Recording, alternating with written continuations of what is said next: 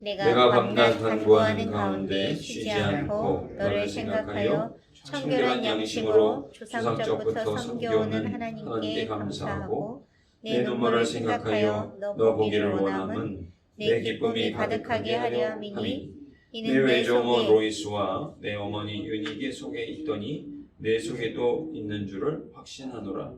그러므로 내가 나의 안수함으로 내 속에 있는 하나님의 은사를 다시 부릴 듯하게 하기 위하여 너로 생각하게 하노니 하나님이 우리에게 주신 것은 두려워하는 마음이 아니요 오직 능력과 사랑과 절제하는 마음이니 그러므로 너는 내가 우리 주를 증언함과 또는 주를 위하여 갇힌 자 된 나를 부끄러워하지 말고 오직 하나님의 능력을 따라 복음과 함께 고난을 받으라.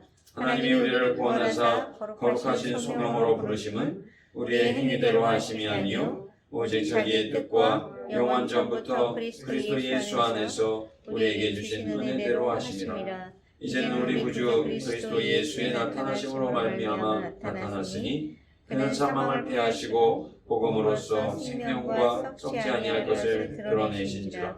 내가 이 복음을 위하여 선포자와 사도와 교사로 세우심을 입었노라. 이로 말미암아 내가 또 이 고난을 받되 부끄러워하지 아니함은 내가 믿는 자를 내가 알고 또한 내가 위탁한 것을 그날까지 그가 능히 지키실 줄을 확신함이라.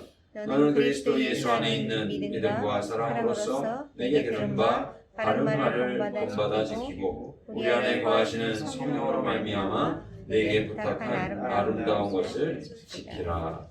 아멘. 우리의 인생은 파란만장한 삶을 살아왔을 수도 있습니다. 또 평이한 삶을 살아왔을 수도 있습니다. 혹은 부유하고 행복한 삶을 살아왔을 수도 있습니다.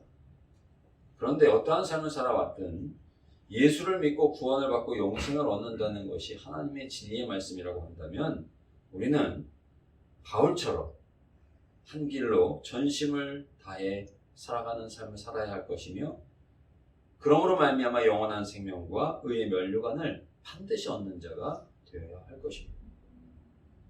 이 세상에서는 돈이 있으면 또 권력이 있고 명예가 있으면 다 얻은 것 같습니다. 그런데 우리가 신앙생활하는 것을 보면 이러한 것이 다가 아니라 우리가 늘 고백하지 않습니까? 우리는 하나님께 대하여 부유한 자가 되기를 원한다는 것이 우리의 마음이요.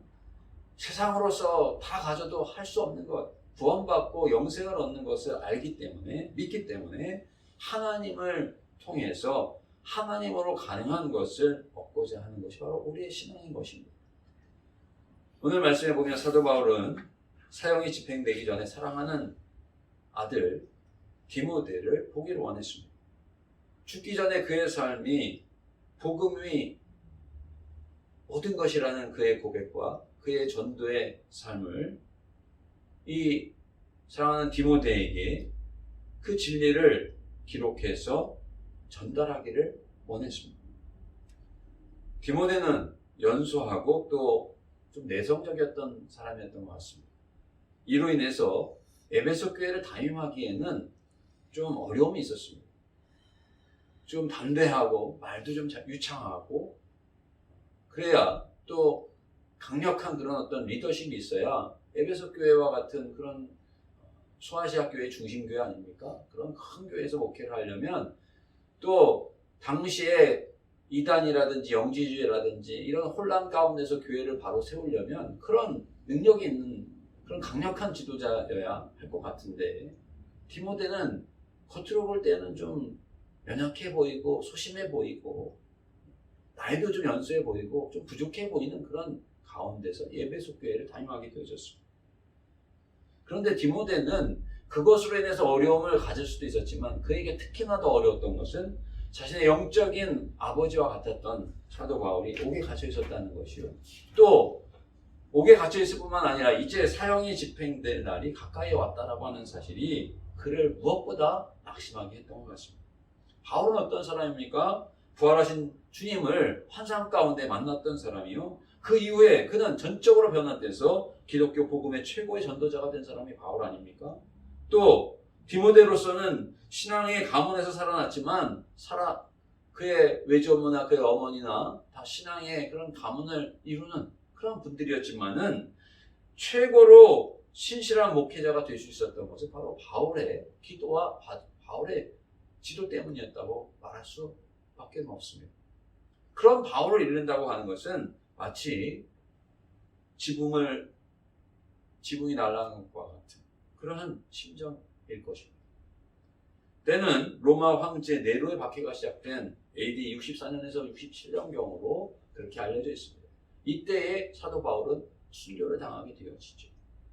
그런데 이러한 위험한 때에 자신도 옥에 갇혀 있었고, 네로가 어떤 사람입니까? 로마의 화재의 책임을 전적으로 기독교인들에게 몰아붙였고 뒤집어씌웠던 장본인, 그래서 수많은 기독교인들을 사자밥이 되게 하였고 십자가형을 집행했었던 그런 인물이 바로 네로 아닙니까?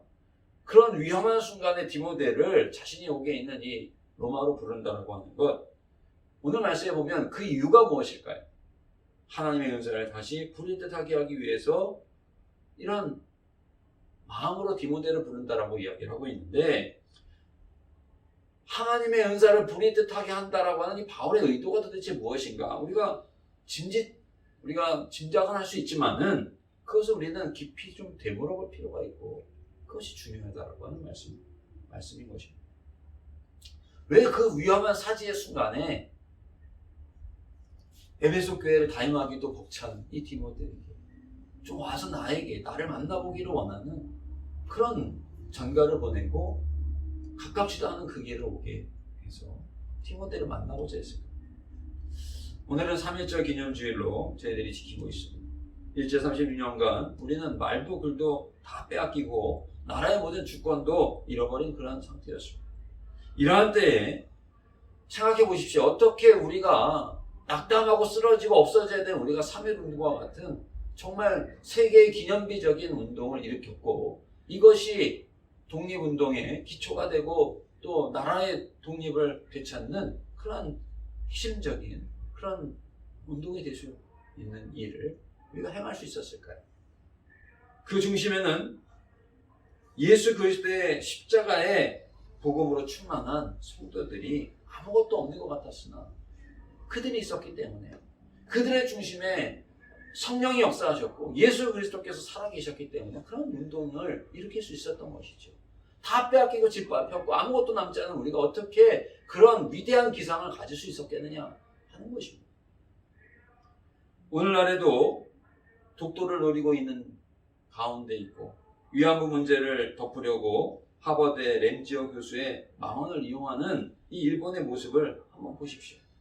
코로나19가 종식될 기미보다도 변종의 그러한 위험 요소가 자꾸 나타나는 것처럼 이러한 일들이, 일본의 그러한 행각들이 코로나19뿐만 아니라 우리를 위험하게 하고 염려하게 하는 또 다른 요인이라고 하는 것을 우리는 잘 알고 있지 않습니까? 그런데 이러한 때 우리는 어떻게 해야 되느냐? 더욱 사도 바울이 그러한 위기의 순간에 디모데를 부른 것처럼 오늘 우리는 복음의 능력을 입어야 한다라고 하는 것입니다. 복음의 능력에 다시금 사로잡혀야 한다라고 하는 것입니다. 마가복음 13장 말씀에 보니까 예수님께서 베드로와 야고보와 요한과 안드레를 감람산으로 부르셨습니다.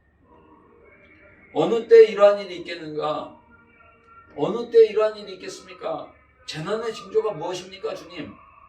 제자들이 주님께 물었어요. 그럴 때 주님께서 미혹해 하는 일이 일어나게 될 것이다. 난리가, 전쟁이, 기근이 일어나게 될 것이다. 그런데 그것은 재난의 시작에 불과하다. 이렇게 말씀하시면서 부모와 형제가 서로 대적하여 죽이는 일이 일어나게 될 것이라고, 더 심한 일들이 나타나게 될 것이라고 앞으로의 말세의 일들을 주님께서 말씀하십니다. 그러나 이러한 끔찍하고 더 심한 일이 계속되어진다 할지라도 복음이 만국에 전파되어야 할 것이다. 이렇게 말씀하십니다. 악은 더 깊어지고요. 더 말세가 징조가 더 심해지지만, 그러나 어떻게 되느냐? 그때에도 복음은 만국에 전파되어야 될 것이고, 그 이유가 무엇이냐? 주님의 이름으로 말미암아 미움을 당하지만 끝까지 견디어 구원을 받게 되기 때문에. 우리가 홍수가 나면 마실 물이 없다고 하지 않습니까? 말세가 되어지고요. 사람들이 사랑을 잃어버리고 서로 미워하고 죽이고 형제와 자매가 서로 등 돌리고 대적하는 이러한 일들이 전쟁과 기근과 핍박과 더불어서 전염병과 더불어서 이렇게 깊어지고 심해지지만 그러나 더욱 더 복음은 증거되어야 하고 그러므로 말미암아 그 복음을 듣고 생명수를 얻고 구원을 받는 역사가 넘쳐나야 될 것이라고 주님은 말씀하고 계신 것입니다. 칼을 칼로 대적해서는 결코 그 싸움은 끝나지 않는 것을 우리가 알고 있습니다. 십자가 사랑으로 우리의 죄를 용서하신 복음만이 하나님의 구원의 능력이 되고 만약에 우리가 하나님과 우리와 대적이라고 한다고 하면 우리가 하나님에 대해서 원망하고 칼을 칼로 대하듯이 그렇게 하나님을 대한다고 하면 우리는 남는 게 뭐가 있겠습니까? 하나님을 대적한 즉 멸망하고 없어지는 일밖에 없었을 것입니다. 하나님께서 우리를 사랑하사 독생자를 아낌없이 내어주심으로 복음을 허락하여 주심으로 우리가 구원의 은혜를 힘입어 이렇게 살아가고 있는 것 아니겠습니까? 오늘 본문에 사도 바울이 디모데에게 불일듯하기 원하는 하나님의 은사는 무엇입니까? 그것은 에베소 교회를 다시 살리는 복음의 능력을 말하는 것이고요. 복음은 참으로 우리의 성도를 살리는 것이요. 에베소 교회를 맡은 교회만 살리는 것이 아니라 오늘날의 교회를 살리는 것이요. 또 이 나라를 다시금 새로운 기상으로 새로운 하나님의 역사로 살리는 것이 바로 이 복음이라고 하는 사실을 우리가 기억하시면서 이 복음에 충만한 우리 모든 성도님들이 되기를 원합니다. 그러한 우리 모든 성도님들이 되어서 하나님을 영화롭게 하기 위해서는 어떠한 믿음의 발걸음을 내디뎌야 할까를 몇 가지로 살피면서 은혜를 나누기를 원하는데 첫 번째는 하나님께서 주신 마음을 우리는 받아야 한다라고 하는 것입니다. 오늘 7절 말씀 하나님이 우리에게 주신 것은 두려워하는 마음이 아니요 오직 능력과 사랑과 절제하는 마음이니 말씀을 하고 있습니다. 오늘 우리가 부르는 찬양 전원주 자매의 괜찮아 라고 하는 가사에 보면 때로는 휘몰아치듯 널 다그친데도 우리를 다그치는 일이 있다라고 하는 것입니다. 우리의 역사 속에서 그래 있고요. 우리의 직장에서의 삶이 그러할 것이고요. 우리의 또 다른 삶이 우리를 다그치는 듯이 그렇게 어려움을 가져오는 일들이 있을 겁니다. 또 막연히 제자리에 한참 고인 듯해도 우리의 삶이 뭔가 좀 새로운 것이 있고 싶은데 그런 게 없는 그런 삶일 수 있습니다. 그러나 거기에 그 자리에만 들을 수 있는 고요히 흘러오는 물결을 좀 들어와 이렇게 가사가 되어져 있지 않습니까? 기어이 어디쯤 왔는지 마음이 요동해도 우리의 마음이 요동할 때가 있죠. 또 희뿌연 아지랑이들이 시선을 가려도 온갖 사단의 그런 괴악과 괴계가 우리를 가리는 믿음을 가리는 일들이 있습니다. 그러나 여기 이 순간에만 들을 수 있는 희망찬 호흡의 속삭임을 좀 들어봐 이렇게 말씀하고 있지 않습니까? 바울은 오늘 9절 말씀 하나님이 우리를 구원하사 거룩한 소명으로 부르심은 우리의 행위대로 하심이 아니요 오직 자기의 뜻과 영원 전부터 그리스도 예수 안에서 우리에게 주신 은혜대로 하심이라 이렇게 말씀하고 있습니다. 여러분 하나님이 이스라엘을 택하신 것이 무슨 이유입니까? 하나님이 우리를 택하신 것이 무슨 우리가 하나님께 영광을 돌릴 만한 그런 위대한 일을 행해서 우리를 택하신 것이 아니라는 것입니다. 우리가 아직 죄인이었을 때 하나님께서는 오직 사랑과 은혜로 우리를 주셨다라고 하는 것이죠. 율법으로라고 하면요 우리는 심판을 받아 멸절해야 마땅한 자들입니다. 그런데 하나님의 은혜로 우리는 살아가고 있으니 우리는 의롭게 되었으니 우리가 하나님의 자녀가 되었으니 오늘 우리가 다시금 율법으로 돌아가는 일을 한다고 한다면 이처럼 어리석은 일이 어디에 있겠습니까? 약속을 받은 자로 살아야 할 것이며 우리는 은혜를 입은 자로 살아가야 마땅한 줄로 믿습니다. 인간적으로는 오늘 사도 바울은 옥에 갇힐 일이 없는 자입니다. 그러나 사도 바울은 옥에 갇혔습니다. 죽임을 당하는 비참한 그러한 일을 자초할 일이 없습니다. 그러나 사도 바울은 왜 그러한 일을 그러면 바보같이 했을까요? 하나님의 마음이 있었기 때문에. 하나님이 주신 마음이 있었기 때문에 믿음으로 살아가는 것이 귀하고 믿음으로 살아가는 것이 아름다운 것이라는 사실을 사도 바울은 확신했고 하나님의 복음의 길을 비록 생명을 잃는다 할지라도 걸어갔던 것입니다. 사랑하는 성도 여러분, 하나님의 마음을 받는 우리 성도님들이 되시기를 바랍니다. 그래서 약속을 믿음으로 붙드는 가운데 아름다운 삶, 하나님이 기뻐하시는 삶을 살아가는 우리 모두가 되시기를 바랍니다. 두 번째로는 복음으로 영원한 생명을 얻는 것을 알라고 말씀하고 있습니다. 오늘 10절 말씀에 이제는 우리 구주 그리스도 예수의 나타나심으로 말미암아 나타났으니 그는 사망을 피하시고 복음으로써 생명과 썩지 아니할 것을 드러내신지라 이렇게 선포하고 있습니다. 우리는 부모의 결실로 말미암아 육신을 얻었다고 한다면 예수 십자가의 사랑으로 말미암아 영원한 생명을 얻었습니다. 그것을 알라고 하는 것입니다. 여러분, 영원한 생명을 얻은 거예요. 여러분에게는 영원한 생명이 있는 것입니다. 할렐루야. 아멘. 그러니까 전원주의 자매가 이렇게 노래하고 있는 가사가 제 마음 가운데 와닿는 겁니다. 괜찮아. 흐르는 대로 흘러가도 괜찮아. 너에게 영원한 생명이 있잖아. 이미 그분의 바다에 너 들어왔잖아. 내 마음에 정해놓은 시간대로 내 마음에 정해놓은 그곳에 네가 있지 않아도 괜찮아. 생명의 강이 내 안에 흐르고 있잖아. 이미 너 그 안에서 흐르고 있잖아. 이미 그 생명의 강 안에서 우리는 주님의 품 안에서 영원한 생명 가운데 우리는 흐르며 살아가고 있는 것을 고백하는 가운데 있으니 우리는 괜찮다는 것입니다.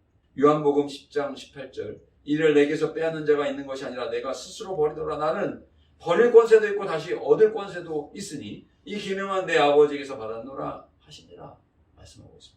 요한복음 19장 말씀에 보시면요, 빌라도와의 대화가 있어요. 내가 너를 놓아줄 권세가 있는 줄 모르느냐? 왜 너는 침묵하고만 있느냐? 그럴 때 주님께서 뭐라고 말씀하셨느냐? 오늘 이 말씀입니다. 내가 스스로 버린다는 거예요. 목숨을 포기하는 것이 아니라 십자가로 영원한 생명을 우리에게 주시기 위해서 스스로 버리노라. 우리 주님께서 빌라도에게 담대하게 이렇게 말씀하는 것을 볼 수가 있습니다. 여러분, 인간적으로 우리가 무엇을 해서 하나님께 영광을 드리려고 하는 생각을 또 그렇게 못해서 우리는 복을 얻지 못할까 봐 두려워하는 마음이 우리에게 있다고 한다면 여러분, 그러한 것을 다 내려놓으시기 바랍니다. 우리가 인간적으로 하나님을 영화롭게 할 수 있는 것은 불가한 일입니다. 또 하나님을 영화롭게 하지 못하면서 하나님께서 주시는 기쁨을 얻으려고 하는 것도 이것도 합당하지 못한 일이죠. 마치 야곱이 아버지 이삭에게 축복을 받으려고 에서인 척, 에서가 털복숭이였지 않습니까? 이 염소돌을 뒤집어 쓰고 야곱에게 형인 척 가서 축복을 받으라고 엄마 리브가가 그렇게 야곱의 등을 떠밉니다. 그럴 때 야곱이 두려워하면서 뭐라고 얘기하냐면 어머니 축복은커녕 저주를 받을까 봐 두렵습니다. 이렇게 얘기하는 거예요. 그 얘기가 무슨 뜻입니까? 인간적인 방법으로 하나님께 축복을 받을 수 없다라고 하는 거예요. 우리의 구원은, 우리의 영생은 오직 요단을 마른 땅처럼 건너게 하시고 칼과 창으로 가나안을 점령한 것이 아니라 하나님의 이름으로 점령하게 하신 것처럼 우리는 예수의 이름으로 죄사함을 받고 의롭게 되고 자녀가 되고 영생을 기업으로 얻게 된 것이라는 사실을 분명하게 알아야 하는 것입니다. 사랑하는 성도 여러분, 그러므로 다급해하지 마시고 주 안에 믿음으로 거하시는 우리 모든 성도님들 되시길 바랍니다. 이사야서 28장 16절 그러므로 주 여호와께서 이같이 이르시되 보라 내가 한 돌을 시온에 두어 기초를 삼았노니 곧 시험한 돌이요 귀하고 견고한 기초돌이라 그것을 믿는 자는 다급하게 되지 아니하리라 말씀하고 있습니다. 빌립보서 4장 7절 그리하며 모든 지각에 뛰어난 하나님의 평강이 그리스도 예수 안에서 너희 마음과 생각을 지키시리라. 영원한 기초돌에 우리 주님을 온전히 믿고 의지하면요 주님의 평강이 우리의 마음과 생각을 지켜주시고 우리는 다급하게 되는 일을 면하게 된다고 하는 것입니다. 사랑하는 성도 여러분, 오늘 우리에게 영원한 생명이 있음을 결코 잊지 않는 우리 모든 성도님들 되시기를 바랍니다. 마지막으로 그리스도 예수 안에서 우리가 영생을 얻었고 고귀한 것을 받았다는 사실을 우리가 확신하고 그것을 지킬 줄 아는 것입니다. 여러분, 우리가 귀중한 것을 가지고 있어도 그것을 잊어버리면 될까요? 안 될까요? 그걸 잊어버리면 소용없는 거예요. 그죠? 우리가 아무리 귀한 선물을 받았어도 그것을 잊어버리면 안 되는 겁니다. 우리가 예수의 이름으로 구원을 받고 영원한 생명을 얻은 것은 너무나도 귀한 것입니다. 그걸 알아야 돼요. 귀한 것을 귀한 것으로 알아야 돼요. 그래야 잃어버리지 않는 겁니다. 귀한 것을 모르고 그냥 대충 놓으면 잊어버릴 줄도 모르는 거예요. 오늘 13절 말씀을 보십시오. 너는 그리스도 예수 안에 있는 믿음과 사랑으로서 내게 들은 바 바른 말을 본받아 지키고 우리 안에 거하시는 성령으로 말미암아 내게 부탁한 아름다운 것을 지키라. 오늘 13절, 14절 이렇게 말씀하고 있지 않습니까? 믿음과 사랑으로서 내게 들은 바 바른 말을 지키고 또 내게 부탁한 아름다운 것을 성령으로 지키라 말씀하고 있습니다. 우리는 비천할지라도 중심에 주님께서 계시기 때문에 우리는 복된 삶을 살아가는 것입니다. 보이지 않는 주님을 우리 마음의 중심에 모시면 자꾸 모시려고 하면 주님을 사랑하게 되어져 있습니다.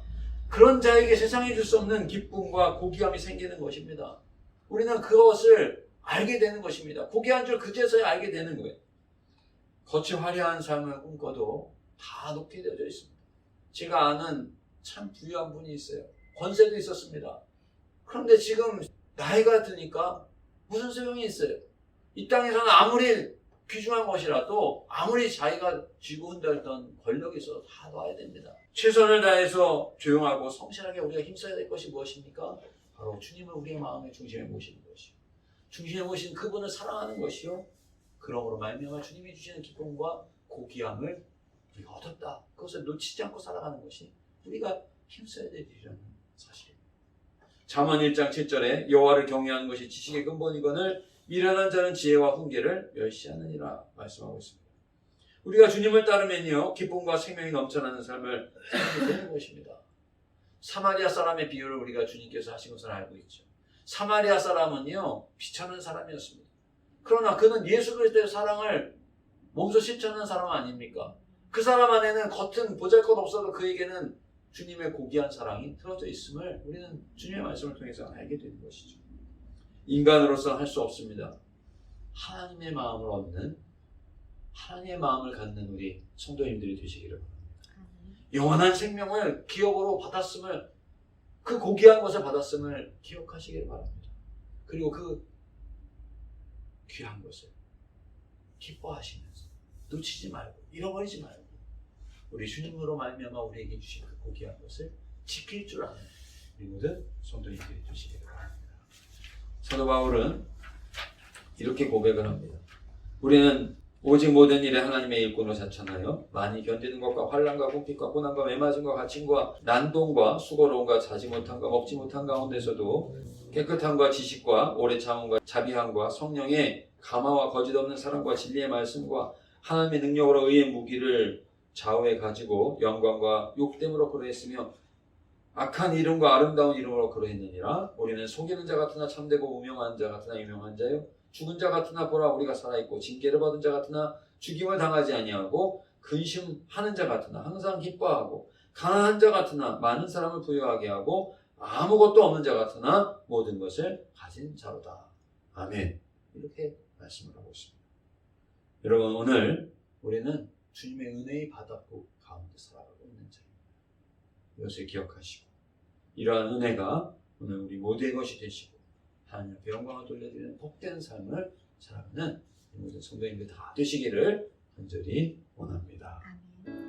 때로는 네 몰아치듯 널 다그친 때도 막연히 제자리에 앉아 고인 듯해도 거기 그 자리에만 들을 수 있는 고요히 흘러오는 물결을 들어봐.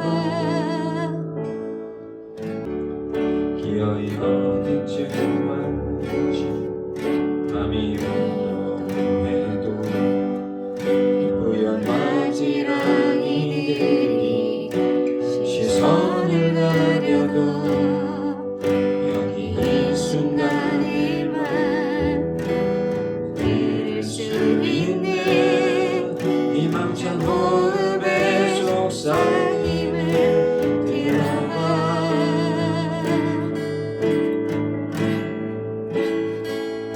흐르는 대로 흘러가도 괜찮아. 이미 그분의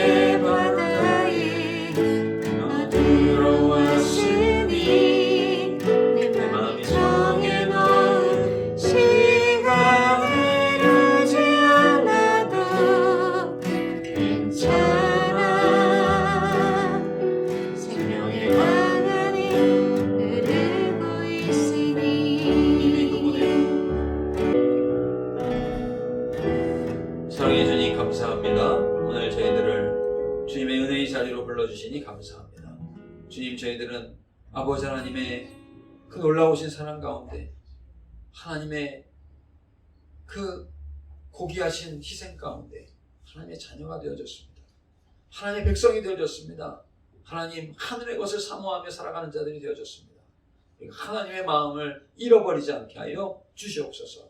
영원한 삶을 살게 하신 것을 늘 감사하게 하여 주옵소서. 또 아버지 하나님, 그 은혜로 베풀어진 그 고귀함을 받은 자로 그것을 잃어버리지도 않게 하여 주시옵소서.